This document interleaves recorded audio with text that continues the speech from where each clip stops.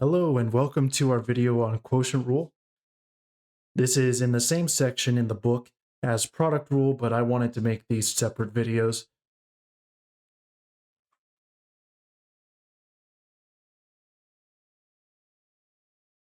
Now, as was the case with products, if you're taking the derivative of a quotient, that is division, it doesn't work out so nicely. You would want it to be derivative of the top divided by derivative of the bottom, but that's just not the case. Instead, we have a rule, and you'll want to know it by heart as we move on throughout the course.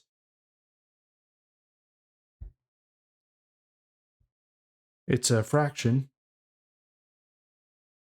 with the numerator as g of x times f prime of x, minus f of x times g prime of x,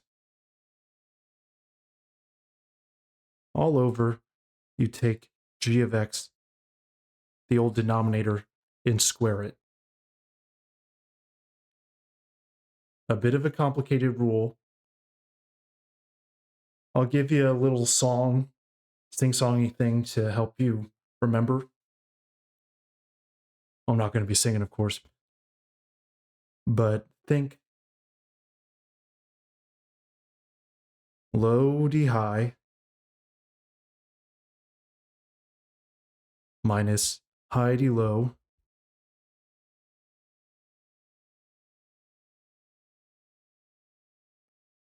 So that's what helps you with the numerator. Low meaning the denominator, g. D means derivative, so derivative of the numerator. So that's g of x times f prime of x.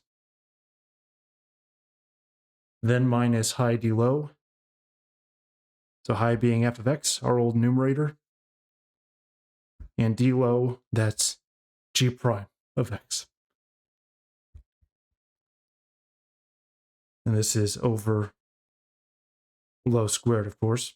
That's the part that you do need to remember, but it is the easier part to deal with than the numerator. So think low d high minus high d low. I still say this to myself to this day to help me remember this rule. So I encourage you to use it as well. Or if you have a better mnemonic device, then go ahead.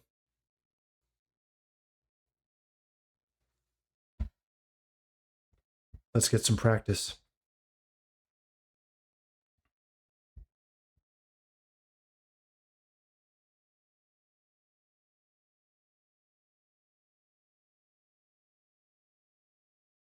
Derivative with respect to x of x over x plus 1.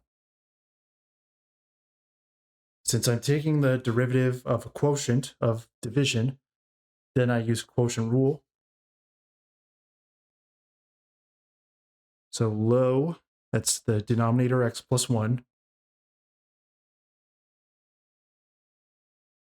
times the derivative of the numerator, that's d high. So here we have low d high, minus high times d low, the derivative of the denominator.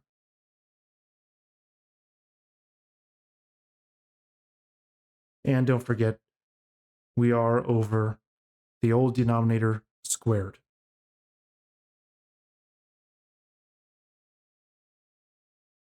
And as we go forward in the course, I'll stop writing all these ddx's, but it's good to have them now while we're fresh on this topic.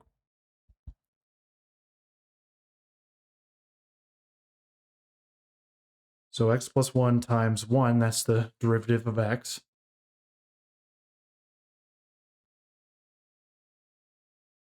And the derivative of x plus 1 is also just 1, because the plus 1 doesn't really do anything. Its derivative is 0.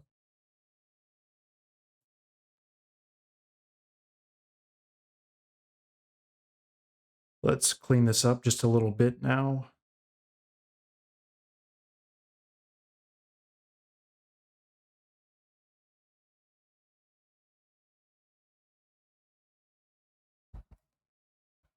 And notice that x's cancel each other.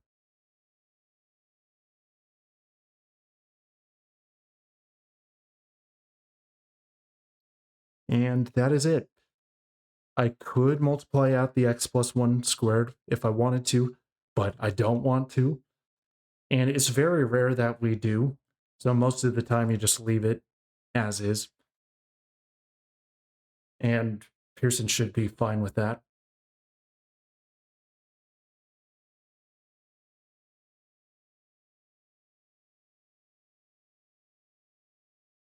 Next, let's find f prime of x for the function f of x equals 5x minus 6 over 7x plus 2.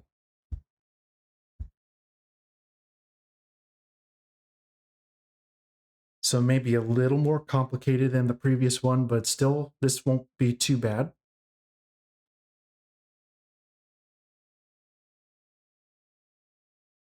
We're taking the derivative of a quotient, so quotient rule.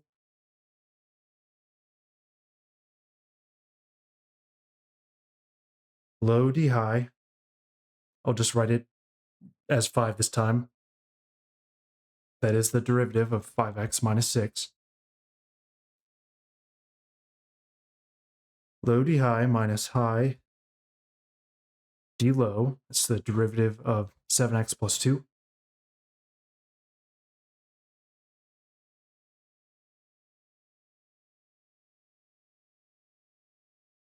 All over low squared. And by the way, if you're unsure of how I did it that fast in these little derivatives here, remember that if you have just a line, like x to the first is the highest power you see, and it's just a polynomial. So if you have a line like this, then the derivative is just the slope. Right, which makes sense too, because that is the rate of change of the line after all. So that's how I was able to do those so quickly. But you do power rule enough times and it becomes pretty fast.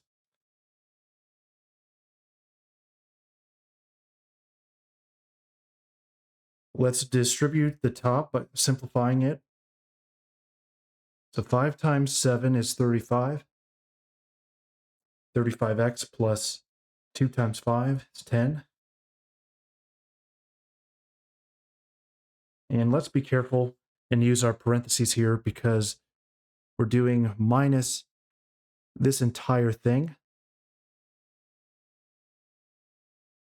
So we'll have a 35x minus 42.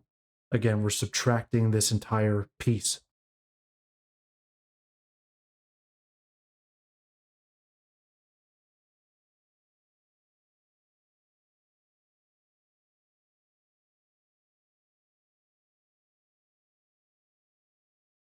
Okay, so now we've been really careful with our parentheses and with this minus here. So let's go ahead and, in a sense, distribute this. Think of it as distributing a -1. You have a minus 35x, and then this will become a plus 42.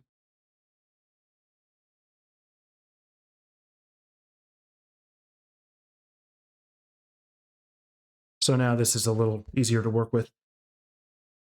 Notice, hey, those are the same except they cancel. And the 10 and 42 come together as 52.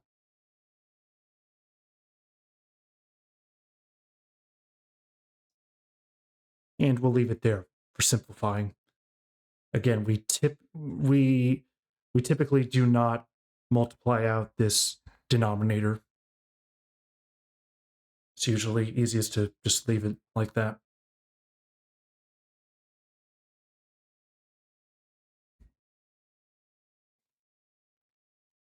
Turn my page.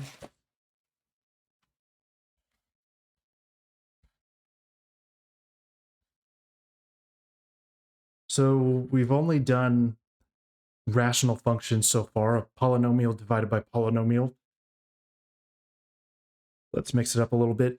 And I'm going to change the wording of the problem as well, because derivatives can be described in a few different ways.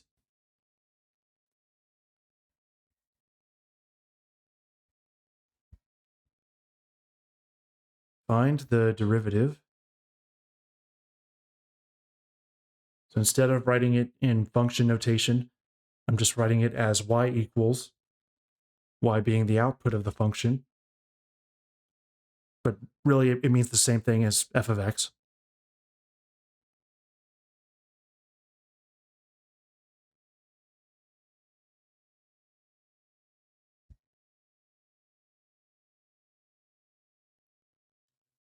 So this is not a polynomial. It's a little different, but power rule still does apply here. So not a whole lot different. Since I'm describing the function as just y, I would write the derivative as y prime.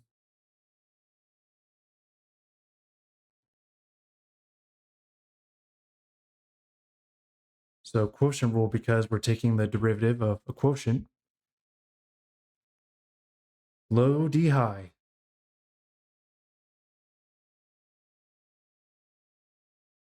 Okay, so think of square root of x. Let's use a different color. Think of the square root of x as x to the 1/2. That really helps when you're taking the derivative. Which means by power rule, the 1/2 would come down. So 1/2 times that 2 times x to the negative 1/2, because I'm subtracting 1 from this old exponent.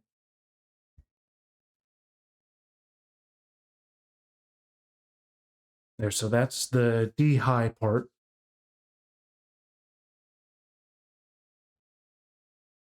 Minus high d low. It's just 2x.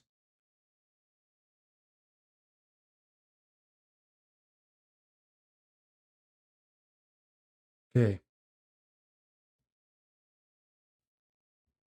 And while we're at it, I might just change the square root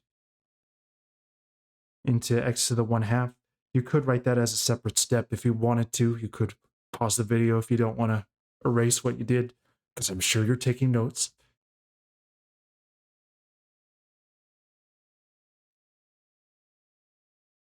That'll be a little easier when I multiply these things.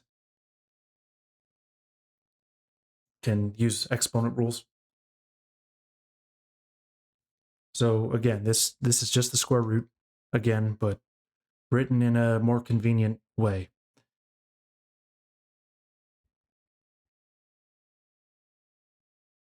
One half and 2, they cancel.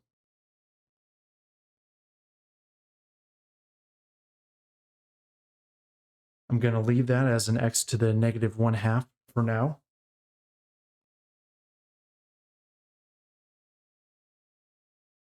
Minus this part. The 2's come together to give me a 4.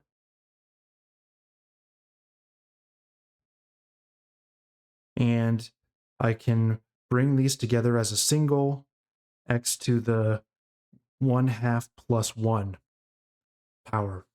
Right? This over here is an x to the 1. So you can bring those together by adding the powers.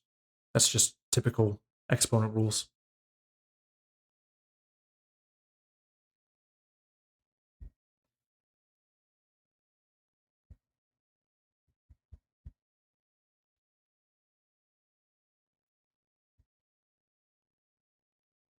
We're getting somewhere.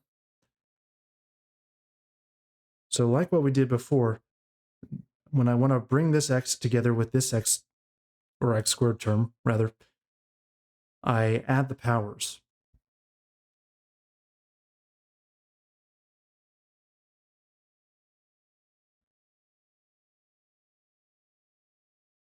Okay, and I'm distributing, so I first distributed there.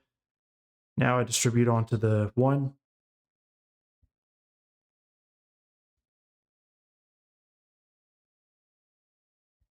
And then we have our minus 4 term here. Minus 4x to the 3 halves.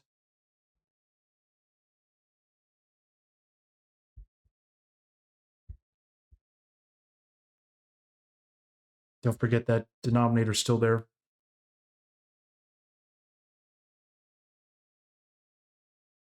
Well, notice that this is 3 halves as well. Right, so we actually have some like terms here. I have an x to the 3 halves minus 4x to the 3 halves.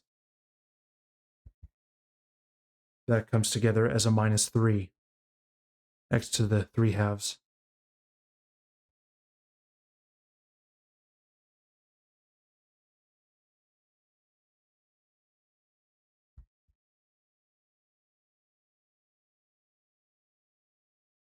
And now that we're pretty much at the end of the problem, there's no way to combine these. So now I would get out of this exponent notation. It's nice to end it as a square root. Okay, x to the 3 halves can be rewritten as x cubed, square root of that.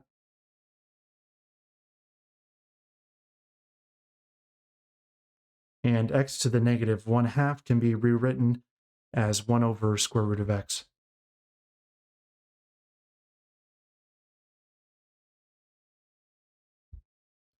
So I'm just simplifying at the end, making it look nice and presentable.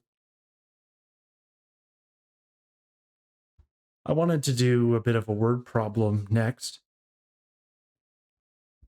And I don't believe we've done a financial example yet, and this is a business calc class after all. So let's start throwing that in.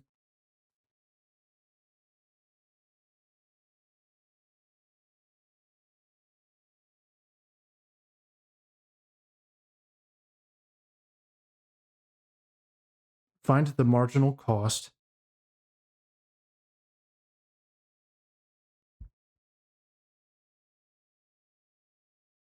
when the cost of producing X saxophones, so X is our variable. I'm learning to, or trying to learn to play the saxophone right now, tenor sax. Just working on making sounds at this point.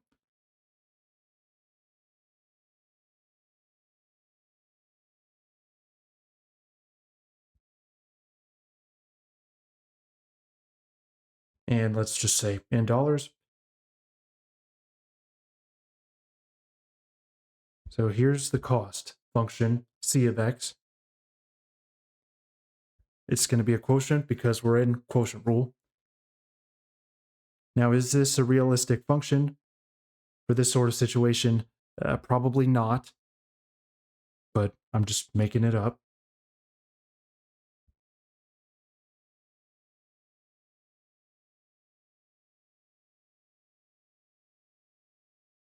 All right, so if we're asked to find the marginal cost, whenever you see that word marginal, think derivative.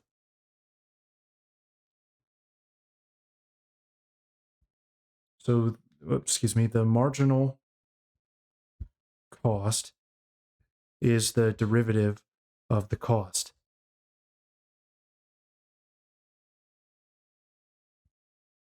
Okay, same thing with marginal profit. Marginal, think derivative.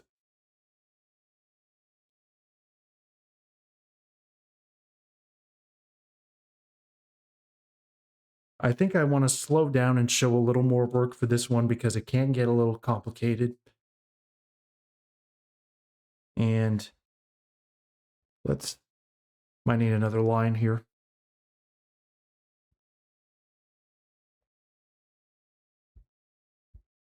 Low D high, so derivative of this product. I wonder how to take the derivative of a product.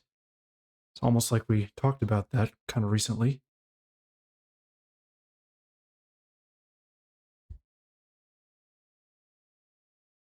So that was low d high minus high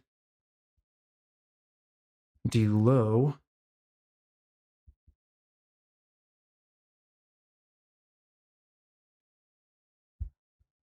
and don't forget that's over low squared.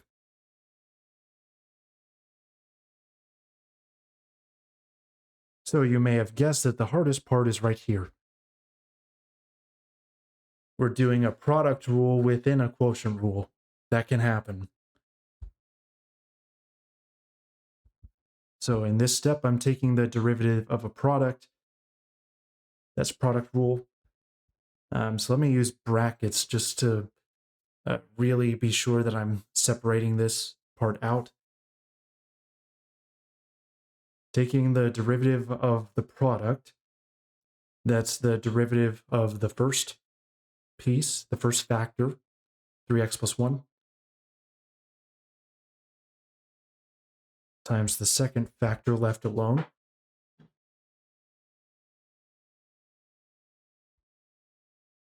plus the first factor times the derivative of the second factor. Derivative of 2x minus 1 is just 2.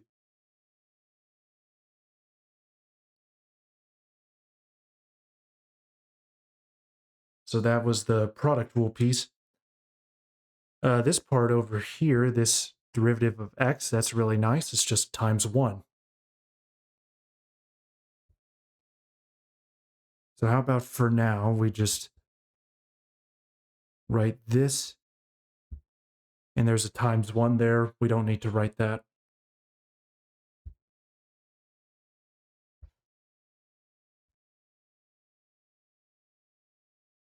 I would say the hardest part is over, and we do want to simplify to make this look nice.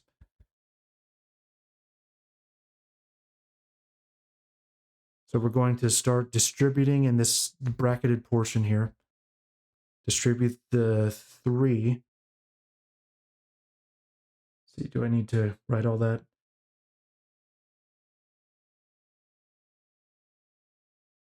Okay.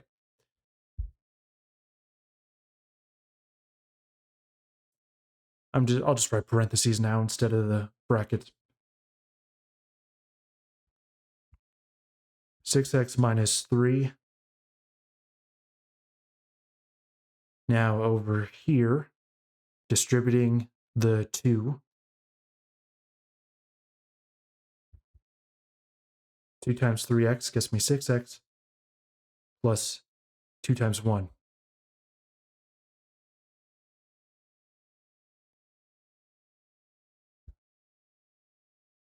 Now we have minus, and I think I'm going to go ahead and FOIL this out. I'm going to multiply that out using the FOIL trick. So product of the first 2 gets me 6x squared plus the outer gets me a minus 3x plus the product of the inner, it's plus 2x. And then the last 2 comes a minus 1. So I just multiplied that portion out.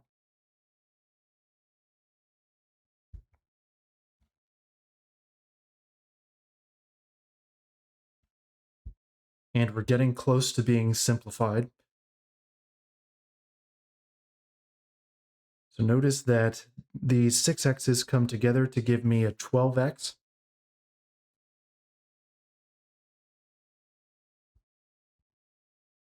So 12x, and we have a negative 3 plus 2, which is a minus 1.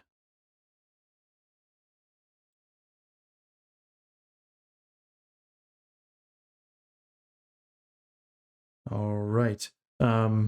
Yeah, we have a little simplification right here. Those x terms. So minus x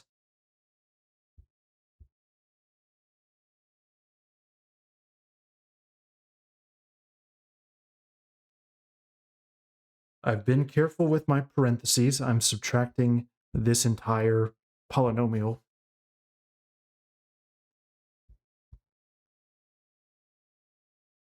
So we'll go ahead and distribute the x. 12x squared minus x. And I'll go ahead and distribute this negative here. So that's a minus applied to every term, which means this will become a plus x. Now that I've gotten rid of my parentheses. And this will become a plus 1 because it's minus negative 1.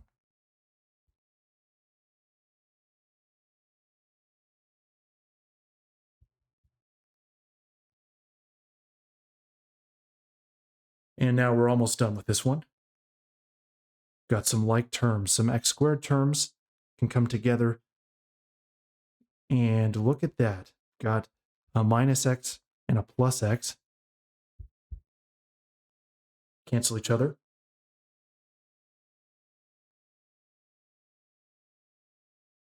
6x squared plus 1.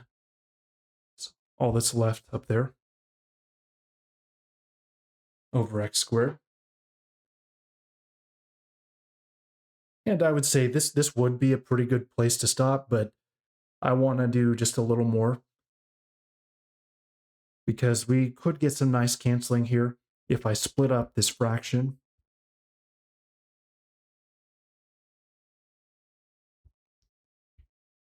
It is a sum of two fractions with the common denominator of x squared. This is the same thing, but this works out pretty nicely because the x squareds cancel. So 6 plus 1 over x squared. That's the most simplified that you can get.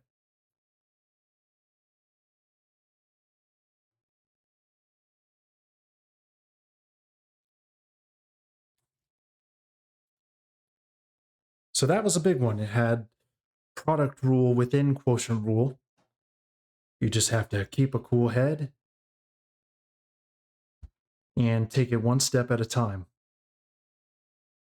Right, so it helped to write ddx of this product. And then we saw, okay, that's a product rule there. So I sectioned it off by itself with those brackets just to help us categorize everything.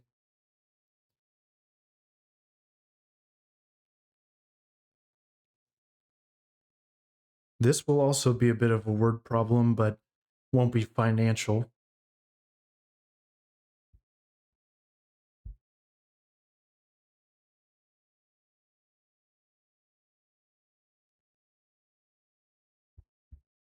We're going to find the equation for the tangent line. Those tangent lines, they keep coming up. So you do want to understand them. They're important.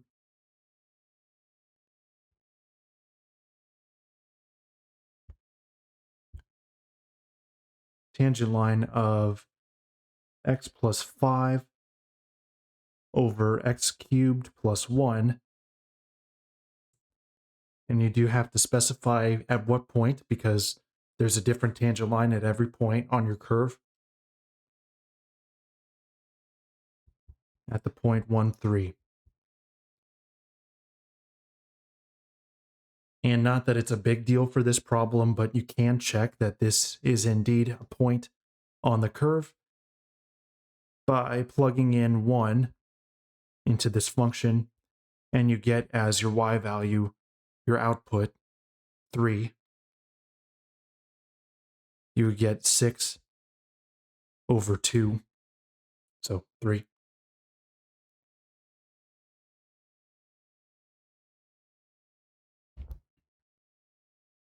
The reason that tangent lines keep coming up is because there's a very close connection to derivatives, and you'll want to understand that, remember that. Remember that the slope of the tangent line is the derivative at that point. So plugging in our x value 1 into the derivative,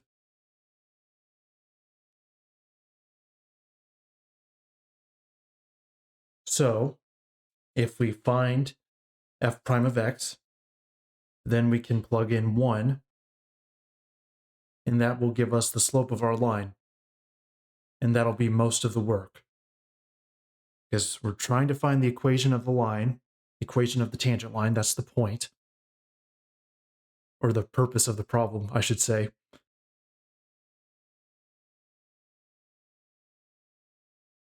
But most of the work will be the derivative. And you can expect, most word problems that you'll encounter, you'll almost certainly be taking a derivative somewhere. At least for a long time in this course.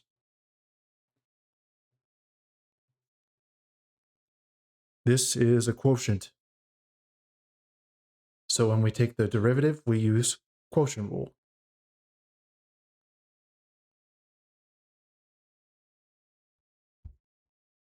Low d high. Derivative of x plus 5 is just 1 for the x part. Low d high minus high d low. Derivative of the denominator. Well, this is the only part that really matters for that. And that derivative is 3x squared. It's the derivative of x cubed. So we have low d high minus high d low over low squared.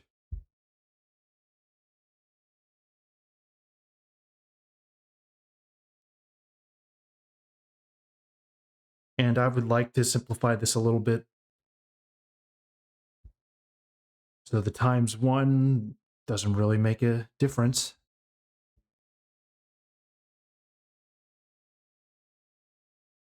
And let's be careful when we subtract, it's this entire thing we're subtracting. So it's good practice to use your parentheses. Distribute the 3x squared. So times x, that'll be 3x cubed. Then plus 15x squared. Again, it's minus that entire thing.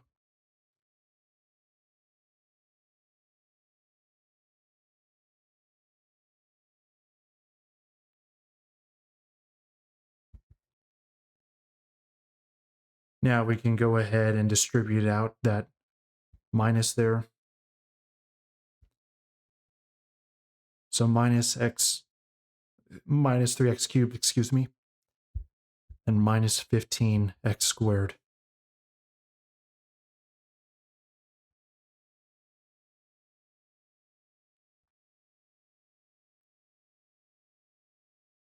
Now, are there any like terms that we can put together? And the answer is yes, we have a couple right here, these x cubed terms. So I have just a plain old x cubed, and then throw in a minus 3x cubed. Together, those make a minus 2x cubed.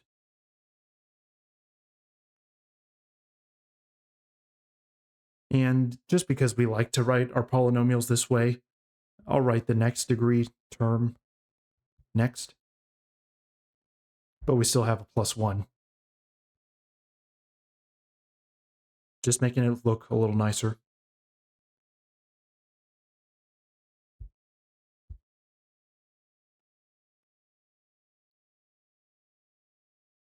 That's pretty simplified.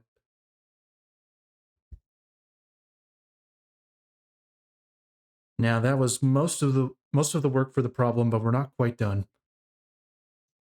What we just did is we found the derivative of our function f of x. That tells you the instantaneous rate of change at every point, or the slope of the tangent line, same thing. And don't lose sight of the goal, trying to find the equation for the tangent line. So we are looking for the slope. That's why we took the derivative. So we have to plug in our x value of 1 to get the slope of the tangent line at that point. So to take f prime of 1, just plugging 1 into my derivative.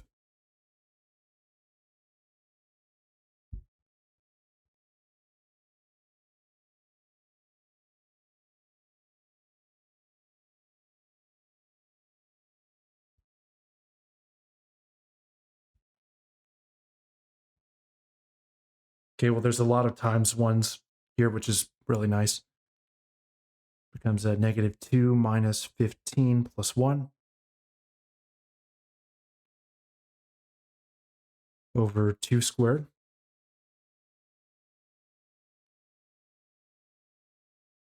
Or negative 16 over 4. That simplifies too.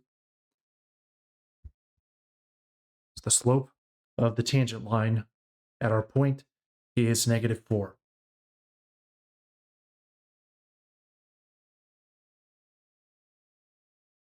So trying to find that line equation, we now have our slope m.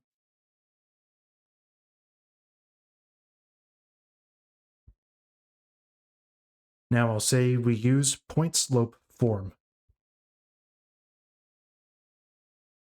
Remember, there were a few different forms that we could write our line in.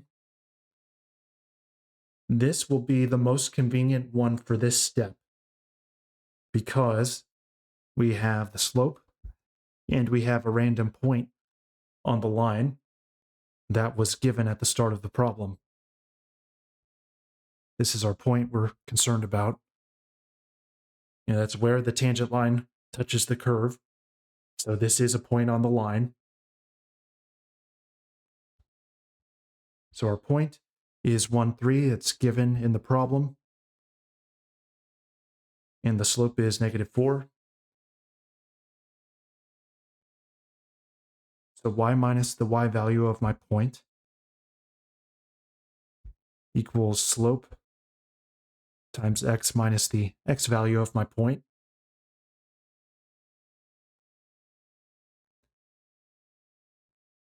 And technically this is finishing the problem because it just said find the equation of the line. This is a valid equation. But I don't really want to end it there because we like slope-intercept form. It looks a little nicer. But this is okay for our purposes, but I'll just finish. To convert into slope-intercept, essentially solving for y. So I would just distribute the negative 4 here.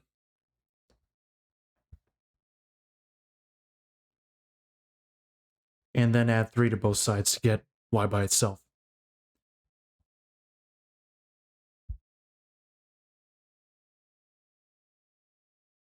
Negative 4x plus we had a 4, then plus 3 gives me 7.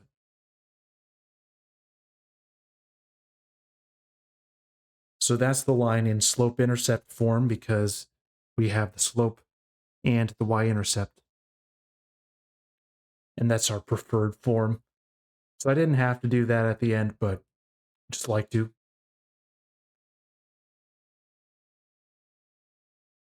All right, well, next time we should be getting into chain rule, which is a very big rule. See you then.